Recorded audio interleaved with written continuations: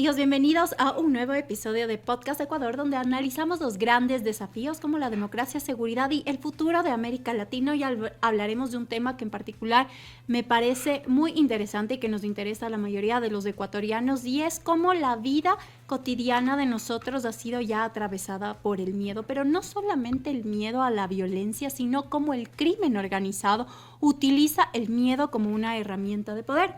¿Quién gana cuando la sociedad vive aterrorizada? ¿Las bandas criminales buscan solo dinero o también control social y político? Para conversar de esto nos acompaña en este episodio Catherine Herrera, especialista en seguridad, crimen organizado y políticas públicas. Es investigadora y consultora con una amplia trayectoria en temas de seguridad ciudadana, geopolítica criminal y prevención del delito. Katy, bienvenida. Es un gusto que nos acompañes. Hola Vero, muchísimas gracias y bueno, a toda la audiencia del programa. Aquí, para ir ya entrando un poco en el tema de detalle, a mí me gustaría plantear un escenario que ya se ha vuelto parte de nuestra normalidad, y es cómo nosotros ya a las 8 de la noche vemos quizás restaurantes vacíos, negocios que cierran temprano, familias que muchas veces optan ya por dejar de salir. Quizá tal vez no es una realidad muy cercana en nuestra sierra hoy por hoy, pero sí ya lo vemos mucho más evidente en la costa, conductores que evitan ir por ciertas zonas, niños que crecen escuchando balaceras o que crecen ya en entornos de violencia, como jugar a sicarios, que lo hemos visto, y es fuerte, pero es una realidad que nosotros ya le estamos palpando y que para ellos termina siendo algo normal con lo que están creciendo. En Ecuador hace pocos años era difícil imaginar explosivos en ciertas calles, como ya se ve en la costa, ataques a canales de televisión o bandas criminales controlando barrios enteros. Pero hoy el crimen organizado ya no solamente se ve reflejado en tráfico de drogas, que quizás es uno de los economías criminales que más conocemos, pero también trafica o juega con el miedo. Y porque una sociedad vive paralizada, el crimen empieza a ganar poder. Y aquí yo quiero iniciar preguntándote si el verdadero negocio es controlar territorios, instituciones o incluso hasta la forma en que la sociedad piensa o actúa. Es una pregunta creo que bastante importante porque hay que entender dos momentos, ¿no? Todo lo que tú acabas de explicar y desarrollar, ¿no? Significa que tenemos un actor criminal que te genera violencia, pero por otra parte también tienes un actor criminal que no te genera violencia. Uh-huh. Cuando tú me preguntas, hay una captación de las instituciones, hay una captación del territorio, hay un tema de querer captar también a la población, pues esto tiene un término conocido como la gobernanza criminal. Esta gobernanza es justamente gobernar los distintos instrumentos que tiene un territorio, desde su población, desde sus recursos, desde la parte de geografía, que es el territorio en sí, la dinámica, ejercer el monopolio y en este caso ilegítimo de la fuerza, para poder tener un propósito económico, ya sea delitos inmediatos como secuestros, vacunas o extorsiones que te generan una afectación directa al ciudadano, o delitos ya propios del crimen organizado como narcotráfico, minería ilegal, trata de personas, tráfico de armas, ilícito de migrantes, entre otros. Lo que cambia es que en esta gobernanza, tanto en esta modalidad como en la otra, es la violencia. Uh-huh. La violencia es utilizada como un instrumento de disciplinamiento, pero también como un instrumento para poder ejercer ciertas economías ilícitas. Entonces, existe la gobernanza criminal coercitiva, que significa que un actor criminal, llámalo pandillero, llámalo grupo de delincuencia organizada, o un actor independiente, ¿no?, que te genera actividad delictiva, utiliza la violencia para someter a la población para que puedan pagar una cuota o ser victimarios de secuestros, vacunas, extorsiones, que es un dinero rápido e inmediato que te permite financiar, por ejemplo, armas, poder manejarse como un actor estratégico en la dinámica como subcontratador por estos actores criminales. Sí. Y luego tú tienes el crimen organizado, en donde la cooptación a la población es mucho más fácil. ¿Por qué? Porque estos actores vienen a ser como actores no estatales que ejercen una gobernación dentro de ese territorio, pero que encima les está dando un ingreso económico, está poniendo las reglas del juego porque les está dando justicia, les está dando seguridad al no permitir que ingresen otros actores criminales, porque ellos ejercen la hegemonía del poder criminal absoluta, y que claro, ahí ya llegamos a un punto en donde no es necesario que exista un desplazamiento de las entidades estatales, sino más bien la ineficiencia de estas entidades, pues les permite tener una existencia a estos actores delictivos. Contestando a tu pregunta, con esto podríamos resumirle que tanto el territorio, la captación de institución y de la población forman parte primordial para que puedan actuar tanto el crimen organizado o lo que yo denomino el crimen desorganizado, y que cada uno tiene una pieza fundamental para generar distintas actividades delictivas, para que se mantenga la violencia, para que la violencia sea un instrumento de sometimiento o de un distractor incluso, y también pues para que puedan a través de la gobernanza coercitiva, mejor dicho, a través de esta gobernanza criminal, tener rentabilidad económica. Siendo el miedo aquí una estrategia de control deliberado, podríamos hablar así. Ahora, tú has topado dos conceptos, que es el crimen organizado y el crimen desorganizado. Creo que es importante justo plantear o que nos expliques un poco cuál es la diferencia. A ver, dentro de la investigación, ¿no? Mi más reciente investigación, Islas de Paz Criminal, cuando el crimen organizado opera más allá de la violencia, propongo este concepto de crimen desorganizado, que muchos le conocen como delincuencia organizada, delincuencia común, etcétera. Pero le trato de dar este nombre un poco más sofisticado porque vemos que ya no es los mismos delitos que teníamos hace 5 años, 6 años o 10 años atrás, mucho menos, sino que son un tipo de crimen que te genera una afectación directa al ciudadano, que necesita generar violencia para esta disputa territorial, para la disputa entre otros actores criminales, para generar miedo, y que el miedo sea como un instrumento para que la población sepa a quién o no quién está gobernando esta dinámica criminal.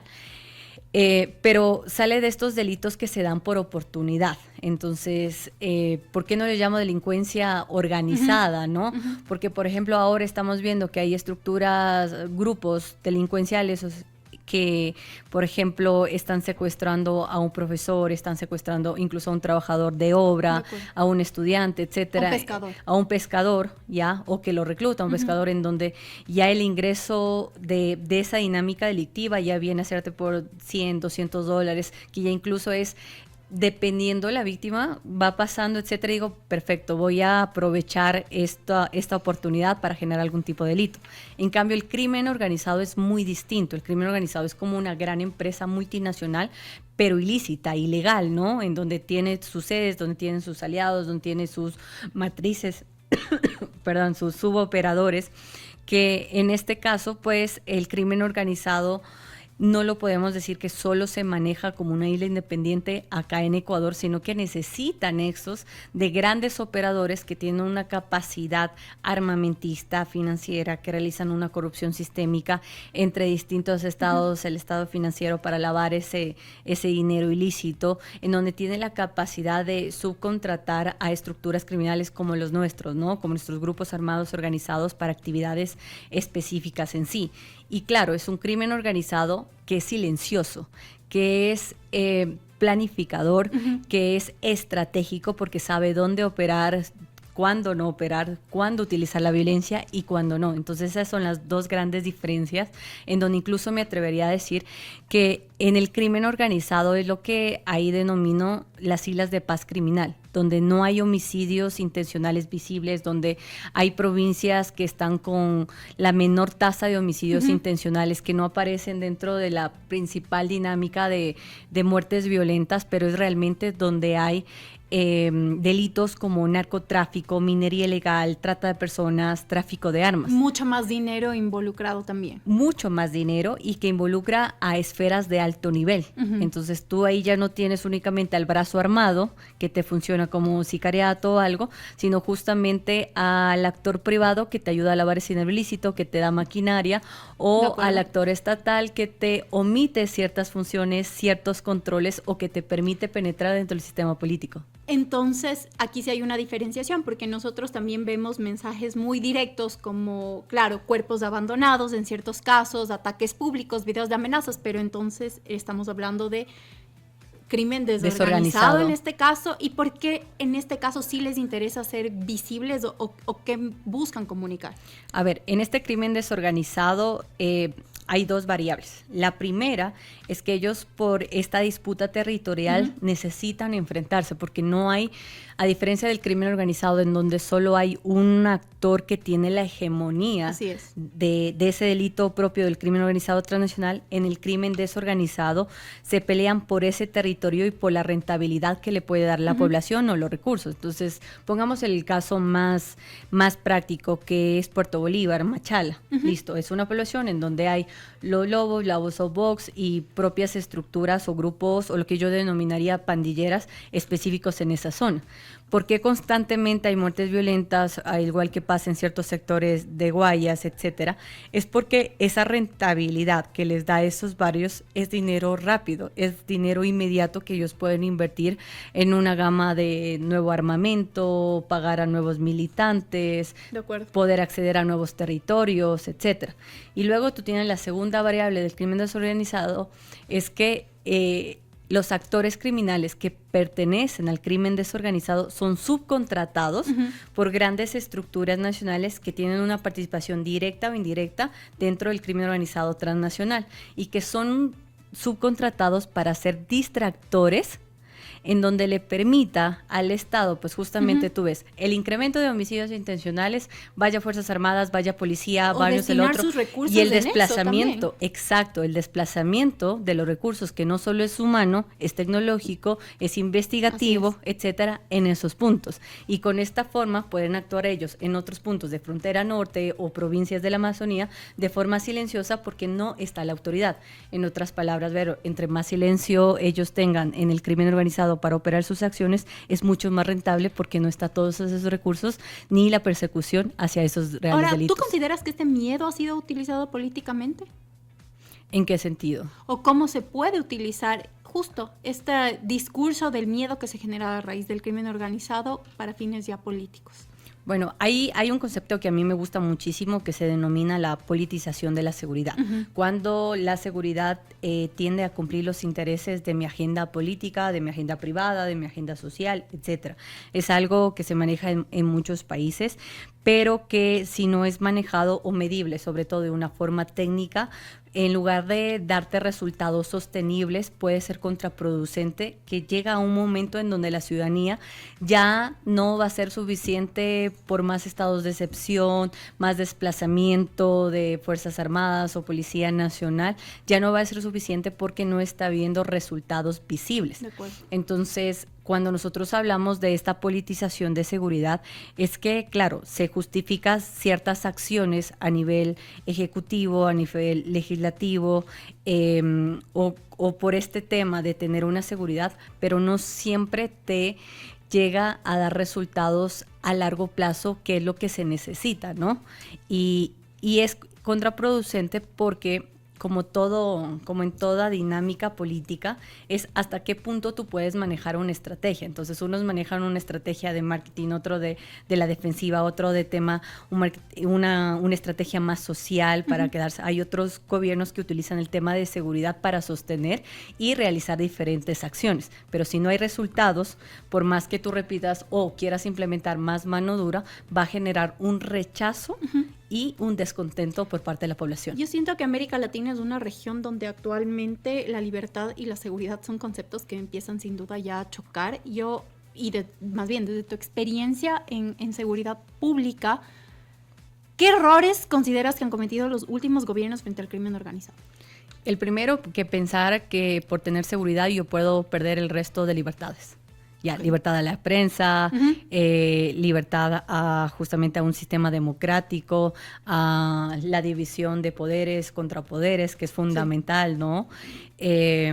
Acciones en donde sean destinadas únicamente para combatir a estas estructuras criminales, pero no para atender a la población que es víctima de estos distintos delitos. Aquí un ejemplo que te pongo es, por ejemplo, invertir mucho más en el capital de fuerza pública, equipamiento que más porcentaje a Fuerzas Armadas, a Policía Nacional, y no tener un porcentaje a nivel social, deportivo, de investigación, productivo o de empleabilidad. Que termina siendo reemplazado a la final luego por estas estructuras criminales. Claro, y lo que los gobiernos no se están dando cuenta sobre todo es que ya no estamos con actores criminales que se tenía incluso antes de una pandemia. La pandemia ayudó a mutar muchísimo a estas estructuras criminales transnacionales, en donde ya no solo hablamos nosotros de que quieran generar un delito específico, sino que más bien ellos comienzan a coexistir con el Estado, que es ineficiente, que no te da ese resto de derechos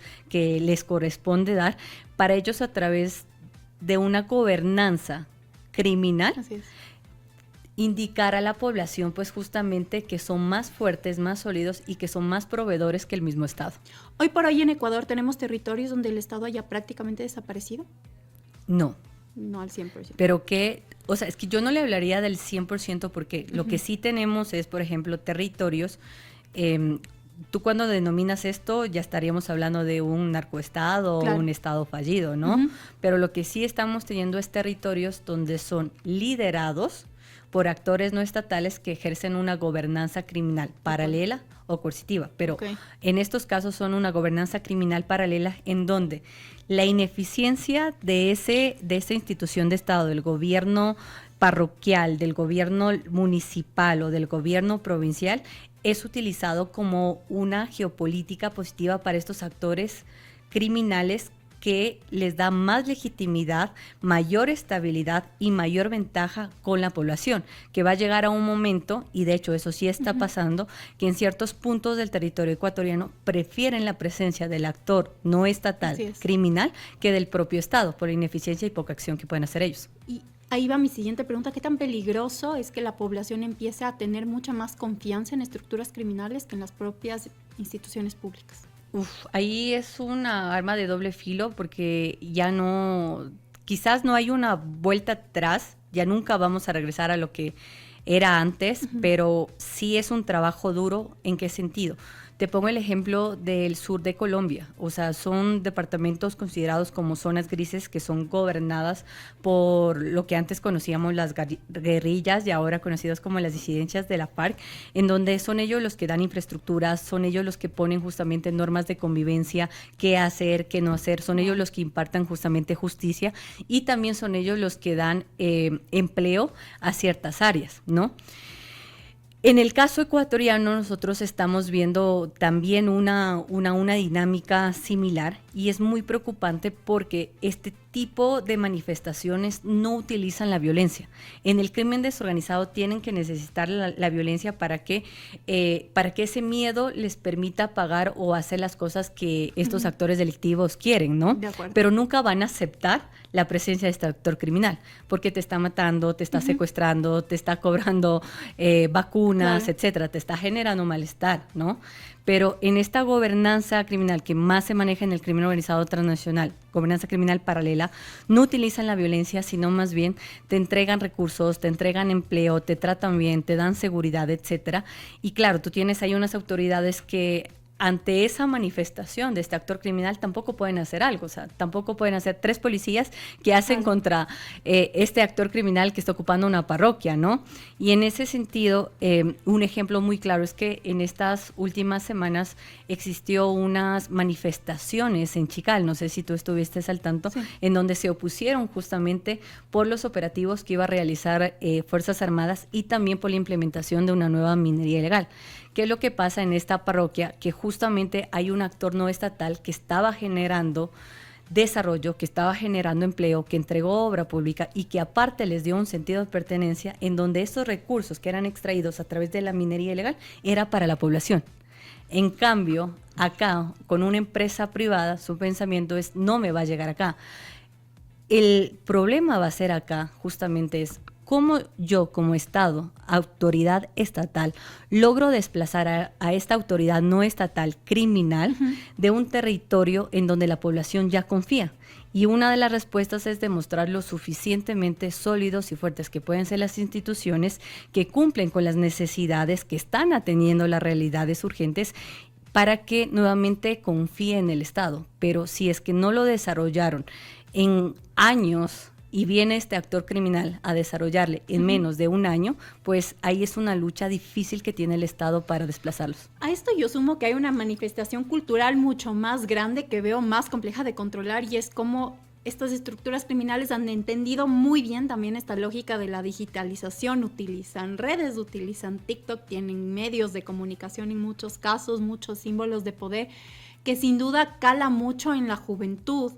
Y mi pregunta es cómo esto termina manifestándose o influyendo en los jóvenes también, porque se vuelve un tema aspiracional en muchos casos. Total, muchos le denominan la narcocultura, la cultura criminal, cultura del crimen organizado, pero depende de la estructura criminal. Eso es importante que la ciudadanía entienda en qué sentido. Por ejemplo, las disidencias de la FARC, ellos no necesitan redes sociales porque necesitan pasar desapercibidos. Ellos lo que necesitan es justamente la captura de un territorio que te da nodos logísticos, un territorio que te da recursos, un territorio que te da brazo, más que brazo armado, es el brazo de trabajo para que ellos puedan generar sus distintas actividades ilícitas, la legitimidad que les puede dar, etcétera. Pero hay otros tipos de estructuras criminales o actores criminales en donde necesitan justamente las redes sociales para legitimar su presencia, para ganar más miembros dentro de su estructura criminal y tener un posicionamiento. Entonces nosotros no podemos comparar lo que es las disidencias de la FARC con lo que son nuestras estructuras criminales, porque las disidencias de la FARC van entre 40 a 50 años, o sea, tienen una trayectoria impresionante dentro de la dinámica criminal y la evolución que han tenido.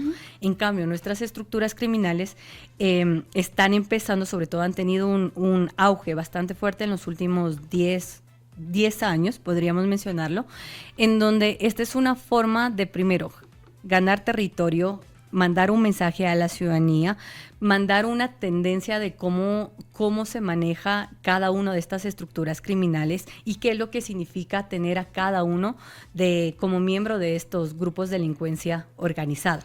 Hablando ya de economías criminales, ¿tienes una noción de cuánto dinero más o menos se maneja en el país desde este sector?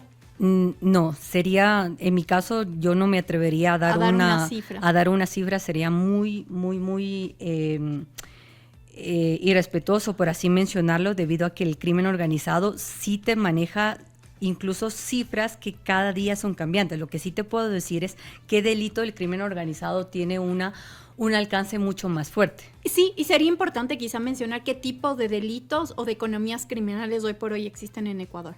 A ver, tenemos en Ecuador, dentro del crimen organizado transnacional, tú tienes minería ilegal, tienes trata de personas, tienes tráfico ilícito de inmigrantes, tráfico de combustibles, también tienes delitos ambientales, como aquí se suma el tráfico de animales. Y en lo que yo denomino delincuencia desorganizada, pues justamente está todo: secuestros, vacunas, extorsiones, robo de la propiedad, entre otras acciones, ¿no?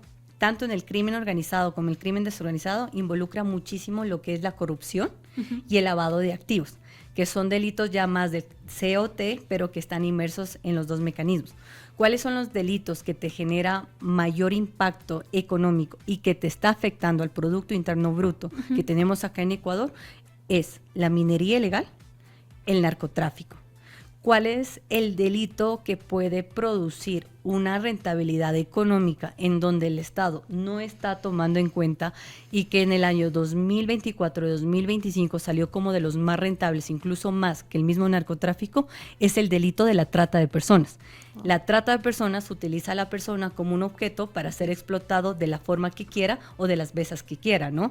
Y en esa explotación, pues, se ha incrementado muchísimo lo que es el reclutamiento para actividades penadas por la ley, que puede ser justamente para que trabajen como piqueros, explotación laboral, para que formen parte del tema de sicariatos, que es justamente el reclutamiento de niños y adolescentes que estamos teniendo.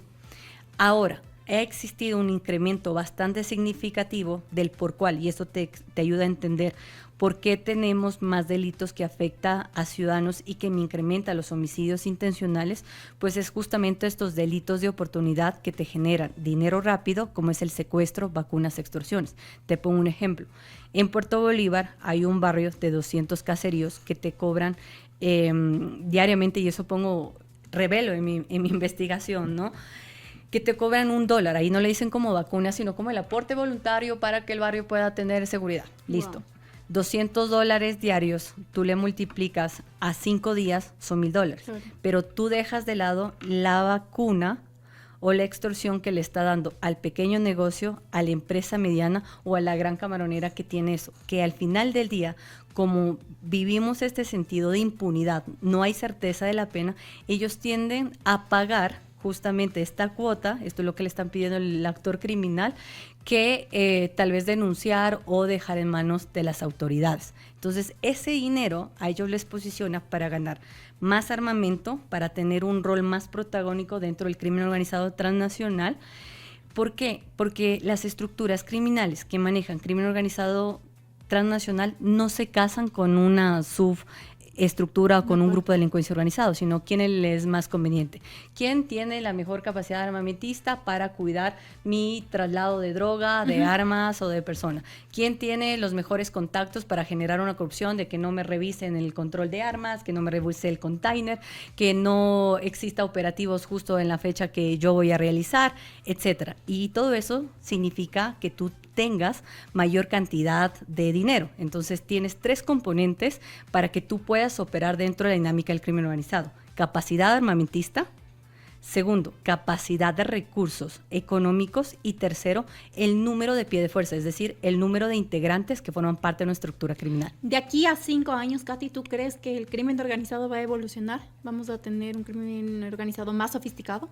Totalmente. Nosotros ya estamos viendo cómo estructuras criminales, cárteles mexicanos, mafias, también estamos viviendo nuestras propias estructuras criminales, cómo están utilizando la inteligencia artificial. Entonces, yo ya me proyectaría... Ejemplos en los que se utiliza. Por ejemplo, tú tienes para el tema de lavado de activos el uso de las criptomonedas. Tú tienes para transacciones que necesitas hacer para paraísos fiscales el uso del IA. Tú tienes para justamente algo muy puntual, secuestros, extorsiones o pornografía infantil, cómo hacen programas específicos con IA para que puedan parecerse plataformas legales, etcétera. Y otra de las preocupaciones mucho más fuertes es que vamos a llegar a un punto en donde estas estructuras criminales pueden operar a través de la IA, es decir, sin necesidad de ejercer un control o una amenaza permanente en territorio. ¿Ya? Que eso es lo que más nos está preocupando. De hecho, la anterior semana tuvimos una reunión de inteligencia artificial en donde decíamos, bueno, ¿cuál es el desafío de la IA? Nos concentramos mucho los estados, ¿no?, y los académicos en cómo la IA puede ayudar justamente a desarrollar políticas o acciones para combatir el crimen organizado o lo que yo denomino el crimen desorganizado, pero no estamos evaluando, no estamos haciendo prospectiva de cómo la inteligencia artificial en un momento les va a asegurar a estas estructuras criminales para que incluso no podamos identificar su modus operandi, cuáles son realmente los actores visibles que están operando, y que va a llegar a un momento en donde ya no solo tengan un monopolio de servicio, ya, es decir, narcotráfico, sino que más bien ya llega a un punto en donde puedan generar minería ilegal, narcotráfico, secuestros, vacunas, lavado de activos, y algo muy fuerte es que todo ese dinero ilícito se pueda adaptar con mayor facilidad. Si ahora ya lo tenemos, dentro de unos años se va a poder adaptar con mayor facilidad ese dinero ilícito a la arca estatal. Para ir cerrando, pregunta final: si tú pudieras hoy cambiar una política pública de Ecuador para combatir el crimen organizado, ¿cuál sería? Primero, crear política pública. Desarrollar política pública, dejar de pensar que solo esta guerra se puede ganar de forma táctica, y pensar que es una guerra que se debe manejar de forma estratégica, desarrollar una gran estrategia nacional contra la inseguridad. Cuando yo hablo de inseguridad te abarco crimen organizado, crimen desorganizado, pero también otros delitos propios como el tema de femicidio, violencia intrafamiliar, que nos estamos olvidando de eso. Y claro, ejercer 4 niveles grandes de componentes: políticas de prevención social y políticas de prevención del delito. Luego, generar temas de inteligencia estratégica. ¿Cuál es el problema, Vero? Que actualmente nos estamos enfocando mucho en inteligencia táctica, que te permite a ti saber dónde está el actor criminal, cuánta droga tiene escondida en ese reclusorio, cuánto armamento tiene escondido en esa casa, pero no le elevamos a una inteligencia estratégica, que es lo que te permite a ti decir, bueno, esta es la dinámica criminal que está pasando, necesito que venga una alcaldía para que me dé luz eléctrica, necesito que venga acá una prefectura para que me habilite esta carretera, necesito que venga otras entidades de Estado para dejar que ese actor criminal deje de tener más territorio con nuestra población, y que, claro, esa inteligencia estratégica luego se eleve a política pública. Solo ahí es cuando tú tienes una sostenibilidad. Y luego viene el tema de, investigación, que te garantice la certeza de la pena. Es decir, tú cometiste un delito, pero que no solo vaya el brazo armado, sino justamente los grandes y los que están atrás del poder, que tus colegas lo denominan los delincuentes de cuello blanco, ¿no? Sí. ¿Quiénes ponen el dinero? ¿Quiénes ayudan para que salgan? ¿Quiénes ponen el juez de abogados? Ahí tú estás desarticulando estas estructuras criminales y no permites que genere una resiliencia. Por más que tú cortes lo que pasa actualmente, detienes al cabecilla de un grupo armado organizado, al siguiente día aparece otro y sigue laborando esta estructura criminal. Y luego tú tienes que abordar justamente en atención y protección a víctimas. ¿Qué está haciendo el Estado para que alguien como Verónica o como Catherine Herrera deje de ser víctima de extorsiones, secuestros, o que no sea una potencial víctima por parte de estas estructuras criminales?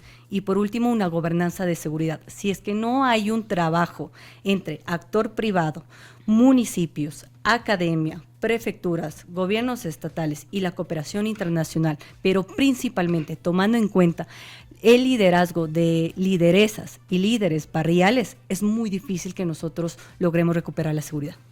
Amigos, el miedo está no solamente afectando nuestra seguridad, sino también cómo se transforma la democracia, la libertad y las relaciones sociales. ¿Cómo combatimos el crimen sin perder la democracia en el camino? En este episodio nos ha acompañado Catherine Herrera. Muchísimas gracias por haber sido parte de Podcast Ecuador por primera vez, por cierto. Ha sido un gusto y nos vemos en el próximo capítulo.